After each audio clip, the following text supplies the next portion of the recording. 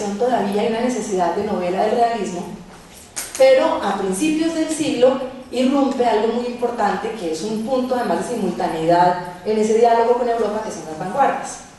Las vanguardias latinoamericanas hacen algo que es interesante, porque se preguntan por qué es la literatura, cómo experimentar, cómo transformar la literatura, pero al mismo tiempo que quieren transformar la literatura, se preguntan por la identidad. Y es una cosa bien extraña cómo lo hacen, cómo cada uno de esos grupos, de esos manifiestos, lidia con esa relación con la identidad. Por ejemplo, les cuento uno chiquito para poner como el contexto. Es un grupo que se llama el euforismo puertorriqueño.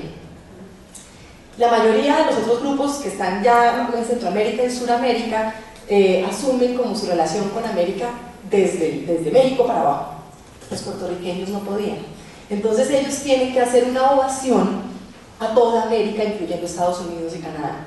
Y entonces traen a Whitman como referente y hacen una ovación porque culturalmente era imposible no hacerlo si ellos pertenecen también allá, ¿no?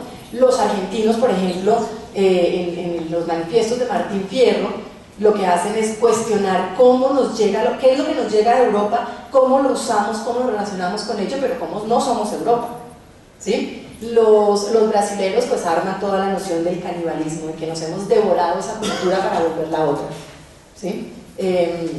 Bueno, en ese universo se va dando una especie, como una necesidad en la literatura de seguir contando la nación. Y entonces se crea la expectativa de que la vanguardia va a transformar finalmente eso, va a aparecer otra literatura. Y en efecto sí apareció, aunque durante mucho tiempo se pensaba que no. Pero en medio de esto la novela de la tierra sigue. Hay que seguir contando la tierra, hay que seguir con el gaucho, hay que seguir con el campesino. Y se mantiene, y los autores que en los años 60 van a conformar esa literatura importantísima de las novelas totales de los 60, lo que sentían es, aquí lo que siguió primando todo el tiempo fue la novela de la tierra. Y hay unos críticos que dicen, mientras eso estaba sucediendo, Borges escribe ese cuento y es su novela de la tierra. Y es su novela de la tierra porque él está diciendo que es una nación. Y arranca con todo el sistema. Primero, la simulación, lo falso, lo que es y no es. Entonces arranca con ese gran mito que es la enciclopedia, ¿no? Que la tenemos nosotros tan en entredicho ahora con el tema de Wikipedia y la británica, que ya no sabemos qué hacer cuando además sale información de que ahora se renueva más constantemente la Wikipedia que la británica. Entonces uno dice, ¿y dónde está el conocimiento que de verdad funciona? Pero entonces él arranca con eso, ¿no?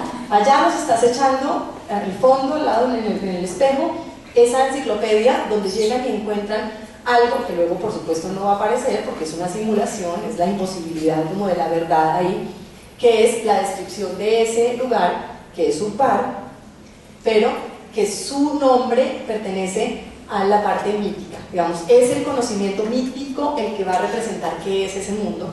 Y en ese universo se va a entroncar, por ejemplo, Borges con la idea de Macedonio. No estoy diciendo que no sean cosas que la filosofía no haya hecho antes, estoy diciendo cómo las hacen aquí ellos. La idea de la imposibilidad de la causalidad. Él dice, esperen a ver si la tengo aquí marcada.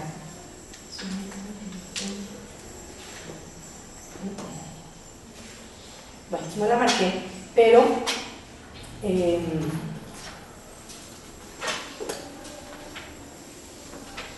pero él dice, para las personas de Tlön, de Upar, Tlön es como su nombre construido desde lo simbólico, la causalidad no existe. Porque el hecho de que se prenda un fuego en alguna parte no está necesariamente unido a la idea de que un fósforo se encendió y quemó eso. Y empieza a jugar con la imposibilidad de esa causalidad. ¿Por qué? Porque no es posible que el afuera se organice.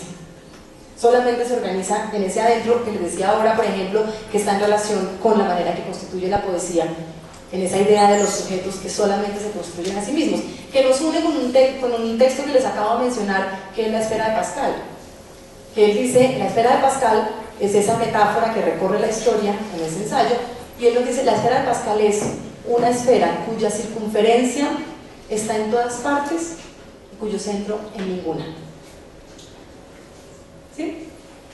Y de alguna manera eso es la misma noción que él tiene del sujeto.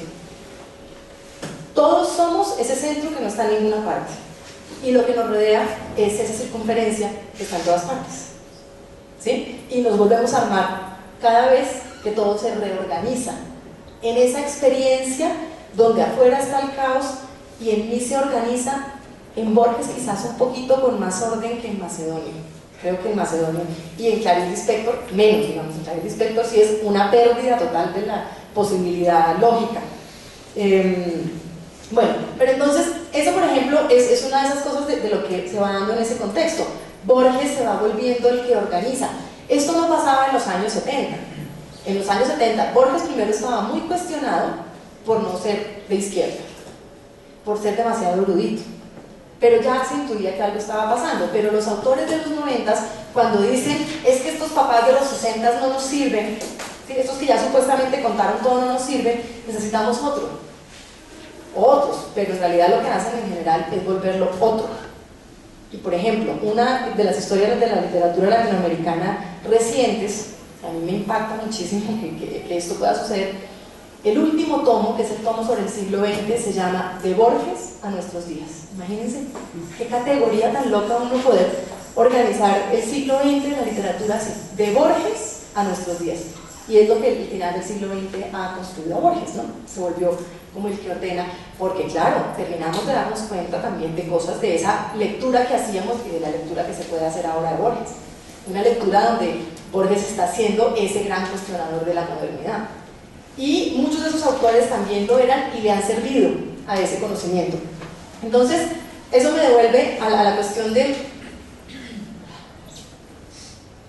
por qué me parecía a mí que era muy importante hacer el recorrido buscando qué es el conocimiento en esas obras, qué es el conocimiento en ese siglo XX y cómo se relaciona con mirar desde la orilla que es América Latina.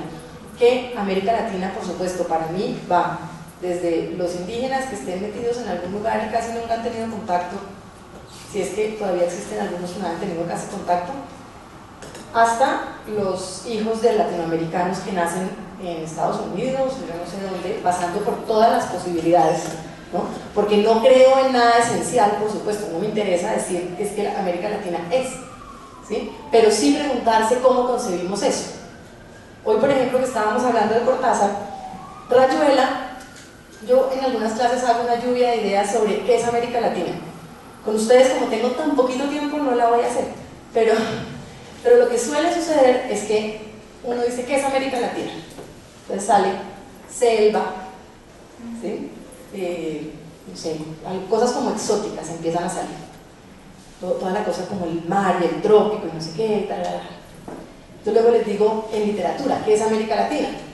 Entonces en una clase empezaron Pedro Páramo, la escribí, todo bien. 100 años de soledad, la escribí, todo bien. Y de repente alguien dice Rayuela, y un silencio. Y de pronto saltan, no, Rayuela no puede ser, es que Rayuela no. Y yo, un momentito, cállese, ¿qué pasó? ¿Por qué Rayuela no? Es que Rayuela es una novela cosmopolita, Rayuela es universal, Rayuela no puede ser América Latina. ¿Por qué no? ¿Ven? Seguimos marcados por ese color local. Nos parece que 100 años de soledad sí, nos parece que sí puede ser Pedro Páramo, pero Rayuela no. Y Rayuela, por ejemplo, es una novela que es muy interesante porque hace esto mismo que les decía que hace Sábato. Rayuela arranca con Oliveira y sus amigos riéndose de la maga, porque la maga no conoce, no entiende. Y termina ese hombre delirando y sintiendo que la ve en todas partes, entendiendo que eso concreto que ella tenía era tan importante como lo abstracto que ellos estaban construyendo, o quizás más. Metido en un manicomio en Buenos Aires, sumado a que es una novela de una extraña forma cosmopolita, porque lo que hace Rayuela es ser una novela de unos latinoamericanos muertos de hambre en París, ¿sí? Que andan por la calle y que tienen que estar cerca de los clochards, que son como si fueran pues, como los indigentes de la ciudad, y de una Buenos Aires tremendamente pueblerina. O sea, no es que se llegue a Buenos Aires a decirnos que él va por Corrientes y no, es en un barrio minúsculo, una vida de tomar mate y es súper pueblerina la versión que nos está dando, ¿no? Pero nosotros, ya no, eso no puede ser Latinoamérica, y eso no puede ser, y eso es cosmopolita totalmente. Ahora, no estoy diciendo que no lo sea, claro que lo es una novela urbana, es una novela que se está pensando además un montón de problemas del conocimiento, es una novela que en los años 60 ha pensado lo que va a ser el postestructuralismo, ¿sí? Está ahí en esa novela, pero un poco cómo se produce ese conocimiento y cómo nosotros asumimos la manera en que nos relacionamos con eso. ¿De qué manera podemos pensar que esa es universal o no? ¿De qué manera podemos pensar que es latinoamericana o no? ¿Cómo hacemos eso? A mí me interesa preguntarme eso, no decir esto es latinoamericano y esto no, eso no me parece imposible contestar. No sé si hay alguna pregunta, o se supone que vamos hasta qué hora. Hasta las 10. Este semestre me tocó acostumbrarme a eso, porque era una clase que era de 6 a 10, era tremenda, y los viernes para mí, no, en serio, no. Se supone que es de 6 a 8 o de 6 a 8. Ah, bueno, entonces miro la hora para... Perdón, me dicen la hora que no. 7:30. 7:30. Yo he dicho ya muchas cosas de andar. Sí, no, es que, digamos, todo lo que nos está contando es como mostrar cómo ya estaban las raíces de la crítica a los grandes paradigmas de la filosofía occidental en Latinoamérica, y la obsesión con la pregunta por el conocimiento, que pues es una pregunta, ¿cierto?, de 2000 años atrás, es un poco romperla, pero, y además, digamos, de que están como, no sé si las raíces de la posmodernidad o no, muy poco honrada, porque digamos, hasta que Borges no es citado por Foucault o por los europeos, como que no se vuelve Borges, ¿cierto? Entonces toca legitimarse un poco allá también en Europa, ¿sí? Y es como lo que pasa hoy, digamos, escribiendo en inglés también. Pero, digamos, mi pregunta también es como, esto también daría lugar a lo que hoy se conoce como poscolonialidad y el construccionismo, y, digamos, todos estos movimientos que buscan como una reivindicación cultural, teniendo en cuenta toda esa historia, digamos, fallida en términos políticos clásicos, ¿no? Si soy claro o no. Sí, yo te entiendo, creo. Por supuesto, yo trato de leer desde esas miradas. O sea, a mí me interesa preguntarme qué significa los sistemas de valor en los que leemos y cómo nos han vuelto coloniales. ¿Sí? Cómo seguimos asumiendo posturas coloniales en la forma de concebirnos a nosotros mismos y de pensar. Eso, por ejemplo, o sea, es un hecho. Para nosotros, la literatura latinoamericana se vuelve visible en el momento en que es visible del otro lado, pero pues no es raro. Nosotros somos una representación de eso, así fuimos construidos. Pero sí creo que podemos mirar desde otro lugar. Por ejemplo, en el mundo de lo que se hace en las últimas décadas en Latinoamérica, entre pensadores latinoamericanos que están en Estados Unidos y en Latinoamérica y en otros lugares, se busca encontrar, la idea del lugar de enunciación es cómo corro mi manera de comprender para reconocer desde dónde miro y cómo legitimo y cómo le doy un sistema de valor a eso. ¿Sí? Entonces, por ejemplo, un tema con lo poscolonial que ha sido interesante, los autores que antes, textos que no se leían antes porque se pensaba que eran panfletarios, porque no eran importantes, porque no servían y se han vuelto a leer. El caso del etnógrafo de Borges que les contaba ahora. Los teóricos de fin de siglo del latinoamericanismo, de alguna manera lo que están tratando de mostrarnos es lo que ustedes han llamado un mestizaje y una síntesis feliz cultural. Es un hecho de violencia que mantiene como una herida viva en nosotros permanentemente, porque en realidad es un desencuentro para siempre. Eso no quiere decir que no le pase a todas las culturas. Todas las culturas están fundadas en hechos de violencia y en desencuentros para siempre. O sea, casi que uno podría decir que es ontológico, porque además eso sucede desde que uno nace también. El tema es que todas lo tengan, no quiere decir que no tengamos que mirar la particularidad de cómo la tenemos nosotros y de cuáles son las nuestras. O, por ejemplo, que nosotros tengamos ese encuentro con España no quiere decir que ese sea el origen cultural de América Latina. El origen cultural de América Latina está antes, está en ese encuentro y está en otro montón de encuentros posteriores. Yo creo que es una cultura que tiene que verse de una manera plurioriginal. Entonces, ahí es donde está un poco como esa manera de leer. Entonces, con Borges, por ejemplo, con el etnógrafo, lo que empiezan a descubrir es, imagínense que Borges, que nos parecía que era ese autor que solo pensaba en cosas europeas, se escribió un cuento que habla de esa herida colonial imposible de borrar, que es la historia de un muchacho que está haciendo una tesis en una universidad, un antropólogo, y se va a una comunidad indígena. Y cuando está en la comunidad termina como inmerso en el mundo de esa comunidad, es decir, pierde ese sentido de objetividad del que está observando, entra, se mete, hace todo el proceso, pero resulta que el principal de la comunidad le da un conocimiento, y su tutor en Estados Unidos, en la universidad donde él está, sabe que algo pasó y quiere que él se lo cuente. Y el tipo regresa y le dice, ni siquiera le voy a escribir la tesis, y se va. ¿Sí?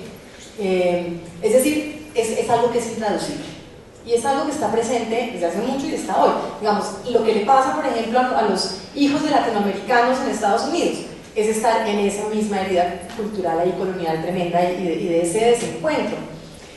Ahora, por ejemplo, se está volviendo a publicar un texto de César Vallejo, que antes era concebido como panfletario totalmente, pero que a mí me parece que es importante tenerlo en cuenta, porque lo que hicimos con Vallejo fue quedarnos con lo que nos parecía universal y lo otro un poco lo dejamos de lado. Por supuesto, Trilce me parece que es un libro importantísimo en la historia de la literatura, de todas las literaturas, pero lo otro es importante. El Tungsteno es una novela donde Vallejo cuenta la llegada de una compañía gringa a un lugar en el Perú, y cómo los indígenas que están cerca se van a mirar lo que está pasando, y la relación que se va a dar y esa incomunicación que empieza a surgir ahí. Hoy, cuando estaba leyéndoles una cita a mis alumnos de ahí, hay un muchacho como indígena que está haciendo una tesis sobre indigenismo, y sentí que hasta que hoy en día puede ser vista como un hecho de discriminación con los indígenas mismos, aunque antes se le veía como un panfleto que protegía a los indígenas. Pero el caso es que yo sí creo que esos temas están, y que a mí, por lo menos en lo que yo trabajo, me parece que es importante mirarlo, porque creo que hay algo que de todas formas se queda invisibilizado, y por eso a mí me interesa el trabajo de Walter Miñolo, porque lo que él dice es: la modernidad tiene una cara oscura, y su cara oscura es la colonialidad. Los grandes discursos de la modernidad, ¿sí?, tienen uno más que no se deja ver, que es la colonialidad, y de ahí surge una relación, ¿no? Entonces sí es como una lectura distinta. Hay un texto que escribe James Clifford, no me acuerdo ahora el nombre, si es James Clifford, ¿verdad? Bueno, pero él cuenta que en un museo en Estados Unidos invitaron a una comunidad indígena a exponer unas máscaras que ellos tienen de un ritual. Entonces los indígenas llegan al sitio para conversar sobre cómo se va a exponer, y la versión que dan los indígenas es: para poder exponer esto hay que hacer el ritual. Y los museógrafos dicen: no, nosotros necesitamos exponer las máscaras. El caso es que Clifford cuenta que nunca se pudieron poner de acuerdo, entiendo que no se hizo la exposición, porque los indígenas les decían: si nosotros ponemos las máscaras ahí, pierde todo el sentido.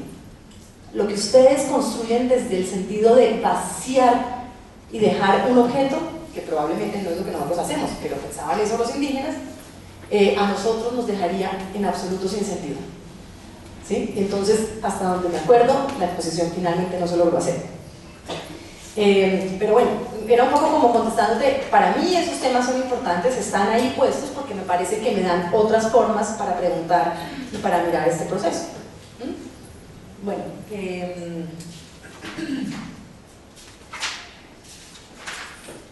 voy a meterme entonces un poquito con Borges, a ver si me alcanzo a devolver más a Sábados, que Sábados es el primer capítulo del libro, por eso digo devolver.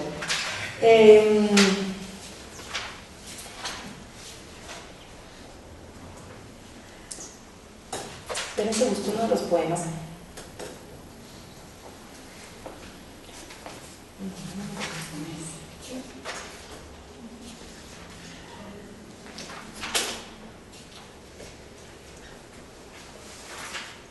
Como veo que ya no nos queda tiempo, pero... Bueno, voy a seguirme más bien por los estos, y si encuentro las citas las buscamos. Pasan cosas como estas, tanto en la poesía como en los ensayos como en los cuentos. El Aleph, por ejemplo, si encuentro la cita del Aleph, con esa nos podemos separar de Borges. Cuando ve la ley, Borges va a cuestionar, por un lado, la idea de historia. ¿Sí? La historia es una metáfora.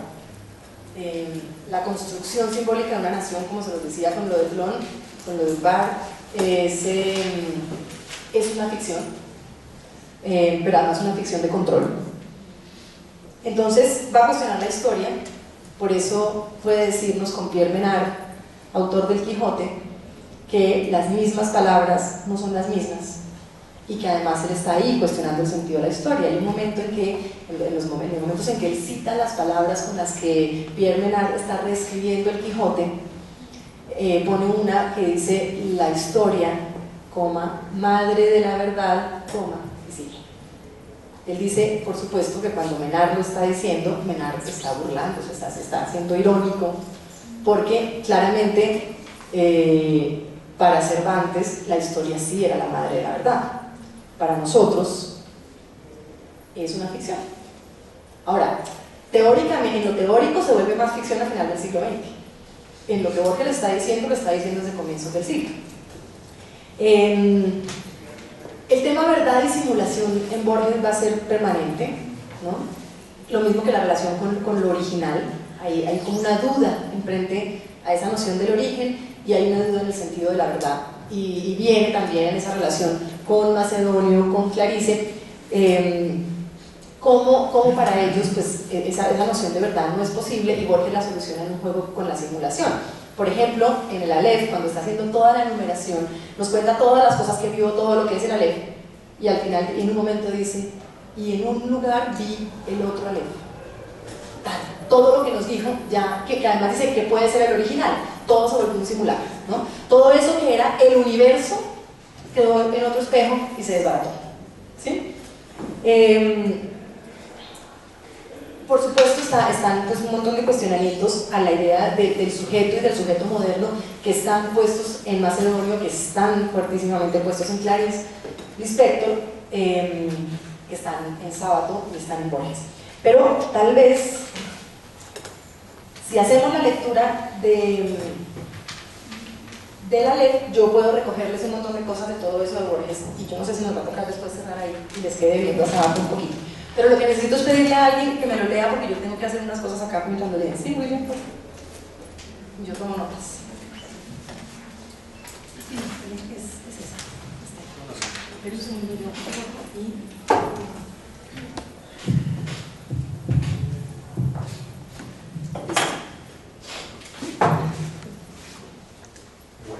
¿Listo? En la parte inferior del escalón, hacia la derecha, vi una pequeña esfera tornasolada de casi intolerable fulgor. Al principio la creí giratoria. Luego comprendí que ese movimiento era una ilusión producida por los vertiginosos espectáculos que encerraba. El diámetro del Aleph sería de 2 o 3 centímetros, pero el espacio cósmico estaba ahí, sin disminución de tamaño. Cada cosa, la luna del espejo, digamos, era infinitas cosas, porque yo claramente la veía desde todos los puntos del universo. Vi el populoso mar, vi el alba y la tarde, vi las muchedumbres de América, vi una plateada telaraña en el centro de una negra pirámide, vi un laberinto roto, era Londres, vi interminables ojos inmediatos escrutándose en mí como en un espejo, vi todos los espejos del planeta y ninguno me reflejó. Vi en un traspatio de la calle Soler las mismas baldosas que hacía 30 años vi en el zaguán de una casa en Frailentos. Vi racimos, nieve, tabaco, vetas de metal, vapor de agua, vi convexos desiertos ecuatoriales y cada uno de sus granos de arena. Vi en Ibernés a una mujer que no olvidaré. Vi la violeta cabellera, el altivo cuerpo. Vi un cáncer de pecho. Vi un círculo de tierra seca en una vereda donde antes hubo un árbol. Vi una quinta de Androgué, un ejemplar de la primera versión inglesa de Plinio, la de Philemon Holland. Vi a un tiempo cada letra de cada página. De chico yo solía maravillarme de que las letras de un volumen cerrado no se mezclaran y perdieran en el decurso de la noche. Vi la noche y el día contemporáneo. Vi un poniente en Querétaro que parecía reflejar el color de una rosa en Bengala. Vi mi dormitorio sin nadie. Vi en un gabinete de Almar un globo terráqueo entre dos espejos que lo multiplicaban sin fin.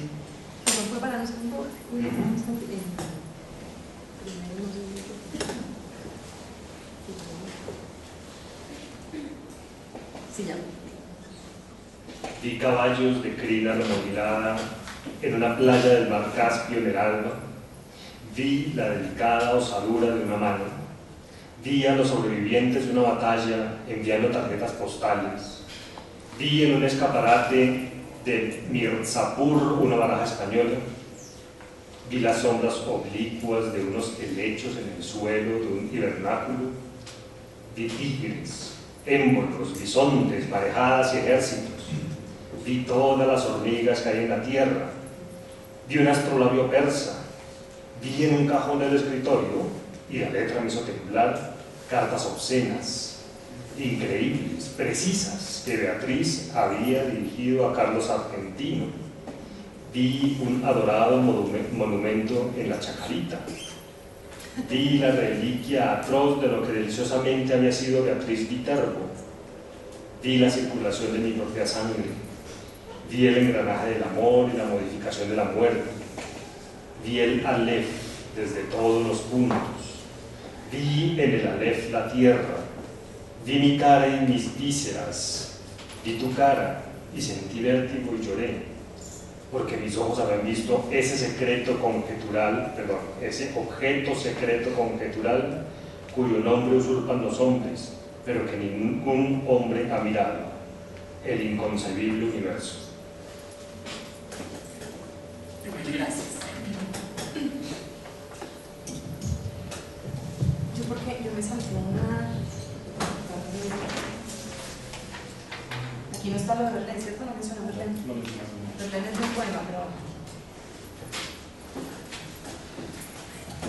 Arranca con la esfera, ¿sí? Acuérdense, ya sabemos cuál es como esa representación de la esfera para él, que viene de lo de la esfera de Pascal.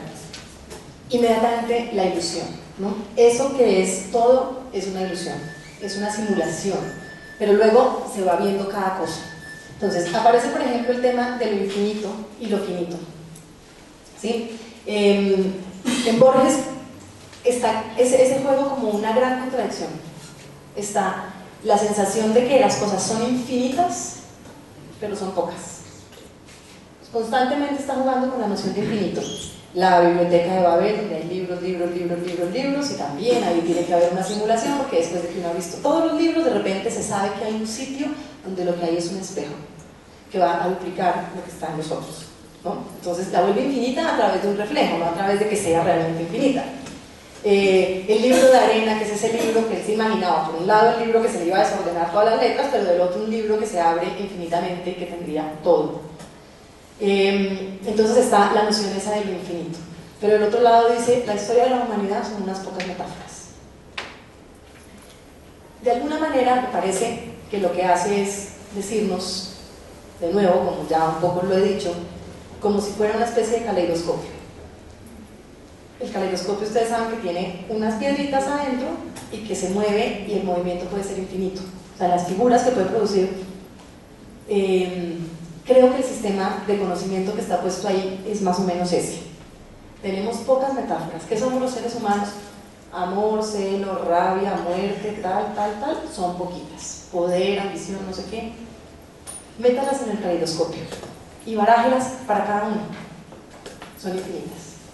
Y eso hace parte de la noción de infinito. Lo infinito no es que sean infinitas las causas ni infinitos los propósitos. Lo infinito es que se conjugan de manera infinita, ¿sí? Y a él en ese instante se le conjugó de manera infinita ese Aleph que estaba viendo, ¿sí? Es como cuando en el ajedrez de Borges cierra con la frase de que Dios detrás de Dios tratado empieza. Es jugando con el infinito, ¿sí? Claro, y está jugando siempre con eso de si puede haber ese lugar más allá, y Dios puede volvérsele además el espejo, ese espejo que existe o no existe, porque además en la tradición latinoamericana hay sobre todo, hay como tres posturas frente al tema de Dios. Borges tiene una, que es la sensación de Dios encarna eso que es la explicación que él vio aquí, ¿no? Por acá hay un momento en que él dice, no la copié, pero es la del amor, cuando él dice, encontré el funcionamiento, vi el funcionamiento del amor y no sé qué, o sea, entendí. Pero toda su obra nos ha dicho, el que es capaz de entender totalmente, el que pudiera ver esto, se vuelve Dios y ya no es un ser humano. No es posible llegar a ese lugar, pero él lo vuelve un juego también porque puede ser la simulación. Eso que está detrás, esa trama que está detrás, a la que no se puede llegar, puede ser eso tremendamente mágico que está en un cuento sobre un prisionero que es un mexicano, no, un maya, un azteca, en una cueva, ¿sí? Pero que también está en la representación de Dios y en la representación del espejo, donde él oscila ahí. Pero Borges lo que hace es un poco reírse y jugar con eso. Digamos, le tiene esa reverencia de allá hay un lugar del conocimiento al que no podemos llegar. Pero igual dice, a mí me gusta mucho la Biblia porque es realmente uno de los es el principal libro de la literatura fantástica, ¿no? Del otro lado, frente a Dios, está Vallejo. Digamos, esa sensación de absoluto dolor con Dios, que es como otra de las vertientes, que es yo nací un día que Dios estaba enfermo, ¿no? Y lo tiene en muchos poemas, está la sensación de estar absolutamente defraudado de lo que es tener a Dios. Y Sábato dice, los que tienen a Dios porque creen en Él, pues están de alguna manera salvados porque pues, tienen salvación. Los que están peleados con Dios, pues están un poquito complicados porque en realidad estar peleado con Dios es difícil, pero de todas maneras creen que existe. Lo grave son los que se quedan en la mitad, dice Sábato, que es los que nos quedamos sin Dios. Los que no creemos en Dios, esos sí estamos absolutamente solos. Y esa es como otra de las vertientes que está ahí en esa relación con Dios. Bueno, vuelvo aquí. Entonces digamos que está esa noción de infinito, que es cómo se conjuga en cada uno. La poesía está llena de esos momentos, a mí me gusta en esa imagen porque ahí se muestra algo que es, nosotros cada uno es un centro que tiene que ver siempre distinto. ¿Qué significaría ver el alero? Sería ver como si uno pudiera ver desde diferentes ojos. Borges cuenta a lo largo de la descripción que acabamos de oír, dice que él no se veía. Al comienzo, primero dice que vio todos los espejos, en ninguno estaba reflejado. Luego dice que vio su cuarto y su cuarto estaba vacío, hasta que finalmente ve su cara. Pero antes ha dicho en un momento que ve los ojos y todos los ojos lo están mirando, ¿sí? Vio todos los ojos y todos lo estaban mirando, que es esa sensación de son todos un centro en el que yo no estoy. Él se está borroneando de todas maneras en esa manera de contar. Y de alguna forma lo que se vuelve impresionante es qué significaría si uno puede ver, si viera desde diferentes lugares. Imagínense por un instante que uno pudiera partirse en varias cosas y ver desde lugares distintos. Y él está jugando un poco con eso. Y a mí de eso me acuerda mucho una imagen de Escher, que no sé si la recuerdan o la han visto, que es como un pajarito que está parado en el quicio de una ventanita, que es un arco, y que uno lo ve como si estuviera viéndolo. Al mismo tiempo lo ve como si lo viera de este lado, como si lo viera desde abajo, como si lo viera desde arriba, ¿no? Que es un poco esa sensación. ¿Qué es ver al tiempo desde diferentes lugares? ¿Qué significaría, no? Yo creo que es un poco una de las formas de la locura, probablemente, pero esa es una de las búsquedas del conocimiento que hay en la literatura. Escher le hace pensar a uno en el laberinto, ¿no? Que es una de las claves también de Borges. Sí, que es otro tema que él menciona, que aquí ve el laberinto, él sí ve un laberinto, no, él ve la plateada, ¿esta está en el laberinto o es cuando lo vio?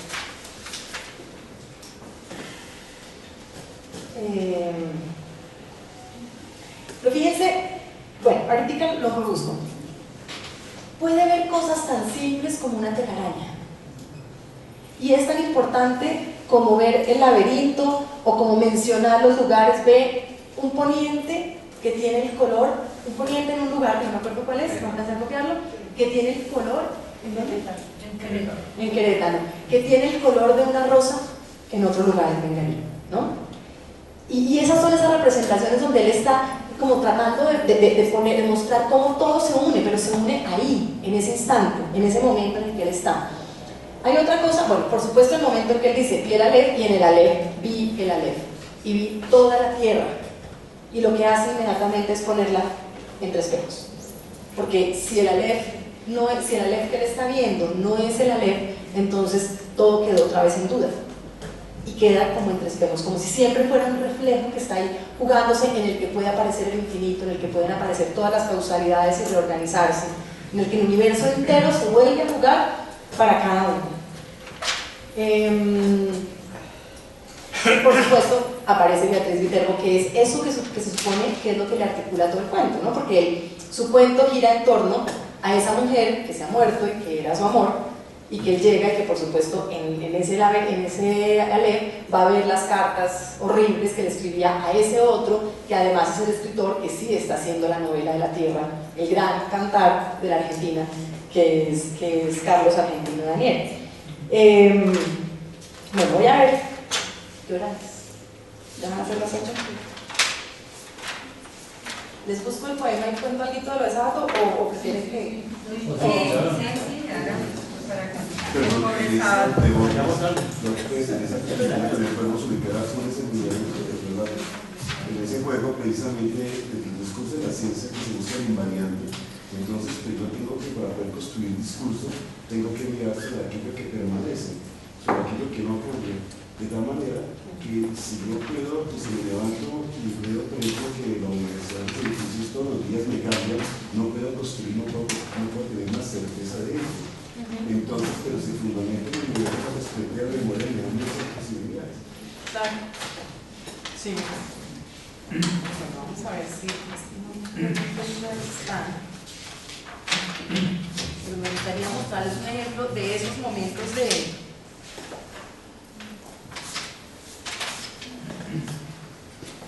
Mientras tanto, no sé si podría decir que al escuchar este fragmento de la ley, parece que fuera una poesía, es decir, como un poema en prosa, ¿cierto? Sí. Es decir, también nos habla de la importancia del lenguaje en general en la obra de cualquier escritor, pero de Borges me parece que el lenguaje también hace parte de esa visión, de ese llegar al conocimiento, ¿cierto? Que también el juego con el lenguaje. Sí, pero al mismo tiempo hace lo que les decía ahora, que es decir que el lenguaje es insuficiente. Es insuficiente. Que no es posible creer que sea el lenguaje el que es capaz de contar la experiencia. Bueno, no encuentro. ¿Dónde está el bueno? Me voy a sábado.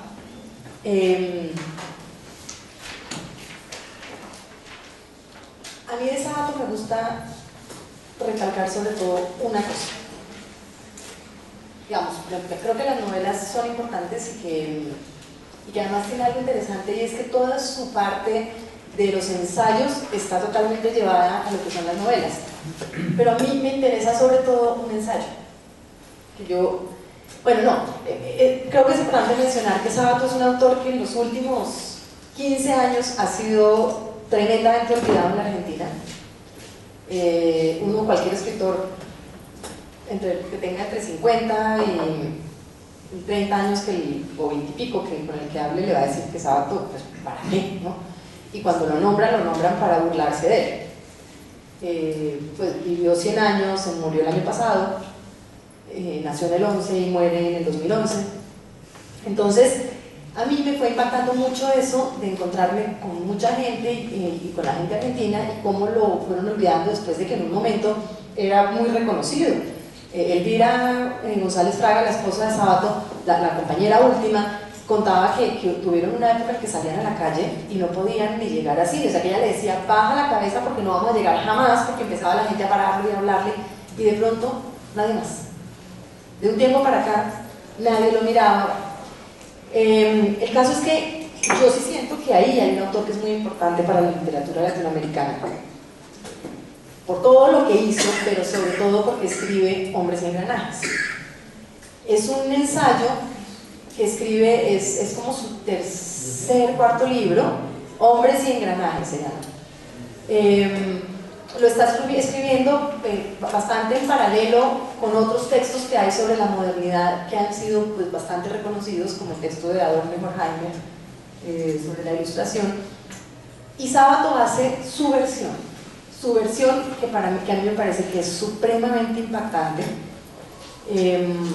Algunos lectores en ciertos momentos piensan que ese es un texto también de nuevo muy europeizante, y sí, por supuesto, tiene como referente la cultura europea muy fuertemente, pero hace una serie de gestos que son interesantes en la forma de repensar qué significa lo americano dentro de ese panorama que él hace de la modernidad.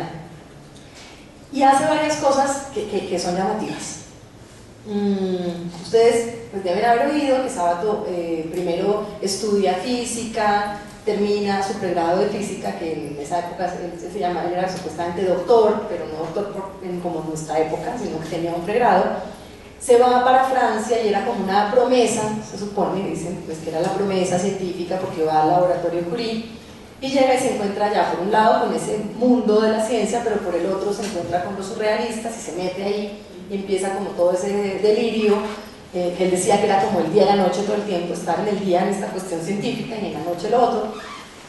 Y dice que estando allá él descubre que algo que le era fundamental y que fue fundamental después en toda su obra, y era la amoralidad de la ciencia, no del conocimiento científico, sino de los usos de la ciencia. Y dice, ahí me di cuenta que se estaba forjando la bomba atómica y que la ciencia podía servir para sanar tanto como para arrasar.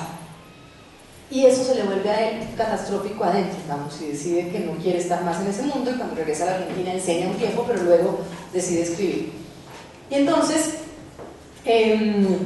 bueno, eso porque parte de lo que él va a mostrar en Nombres y Engranajes es cómo se construye el mito de la ciencia, que para él es como esa nueva fe.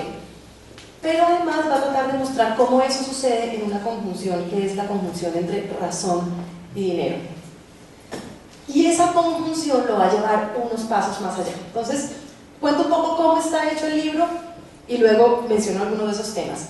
El libro arranca diciendo, haciendo una despedida de cuál era como esa candidez del siglo XIX y cómo a un ladito lo esperaba el siglo XX con todas sus carnicerías, sus guerras, todo, y lo está escribiendo a los finales de los 40. Y uno lo lee y dice, es como si lo estuviera escribiendo hoy. Tiene pocas cosas en las que uno le parece que ya definitivamente se escribió hace mucho tiempo. Y dice, la manera como nosotros nos hicieron entender el comienzo de la modernidad, no directamente, pero como él la reconstruye, de alguna forma es una manera que es europeizante. Y él trata de reconstruirla distinto. Generalmente nosotros nos dijeron que la modernidad empezó, por un lado, con el Renacimiento, pero de otro, por lo menos a mí, me dijeron cuando yo estudiaba en el colegio, que empezó con la Revolución Industrial y con la Revolución Francesa. ¿Sí? Esa es una mirada eurocéntrica de la modernidad, del inicio de la modernidad. Él dice, no, la modernidad empezó muchísimo tiempo atrás. Entonces empieza a rastrear diferentes momentos. Dice, arranca con las cruzadas, que es ese primer momento en que un camino de la fe va descubriendo la relación con el dinero. ¿Sí? Por supuesto está relacionada con la caída de Constantinopla, cuando el mundo de Occidente tiene que volver a encontrarse con una tradición filosófica que no fue la que se instauró a través, además de la religión, que es más aristotélica, sino que regresan a reencontrarse con otros, con Pitágoras y con otras formas de conocimiento. Empieza cuando descubren América. Sin el mundo de América, sin esa representación, la sensación de grandeza de Europa no era posible. Yo estoy resumiendo un montón cosas que están contadas de una manera mucho más coherente que lo que yo puedo hacer en el resumen. Bueno, ahora, y luego dice, porque la historia, dice él, está hecha de fuerzas y contrafuerzas. Entonces, si estas serían unas fuerzas, las contrafuerzas serían lo que nos pareciera, lo que creeríamos que no tiene nada que ver con la modernidad. Y él dice, es muy interesante darse cuenta que lo que hace por ejemplo, la escolástica, el proceso que hace la escolástica en la Edad Media va a llevar a cierta noción de unidad Es decir, el mundo de Aristóteles también va a servir para encontrar la noción del individuo que hace que el Renacimiento vuelva a mirar a los griegos.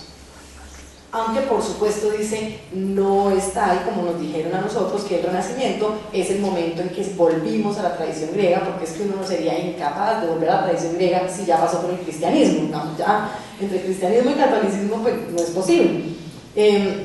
Pero entonces él va armando ese tejido de fuerzas y contrafuerzas. También, por ejemplo, bueno, va haciendo como varios pasos para ver si logro avanzar más. Y luego entonces empieza a mostrar cuál es su versión de cómo se construye ese sujeto que en realidad quería humanizarse y lo que hizo fue deshumanizarse, ¿sí? Creía que tenía que proteger la naturaleza y lo que hizo fue arrasarla. Y creía en el conocimiento, en la libertad, en la igualdad, y fue incapaz de hacerlo. Y entonces empieza a hacer el recorrido mostrando qué significa, primero, ese gesto tremendo del Renacimiento de nosotros somos el centro.